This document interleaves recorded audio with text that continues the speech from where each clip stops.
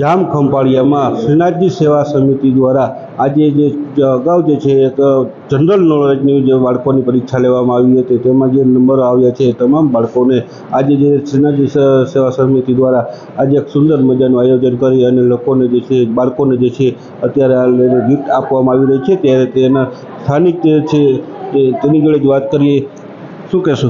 જય જલારામ. શ્રીનાથજી સાનિધ્ય સેવા સમિતિ જામ ખંભાળિયા આયોજિત જનરલ નોલેજની પરીક્ષા 23/6/2024ના રોજ નામ લખવામાં આવેલ, જેમાંથી 200 વિદ્યાર્થીઓએ નામ નોંધાવેલ અને 7/7/2024ના એક્ઝામ આપેલ.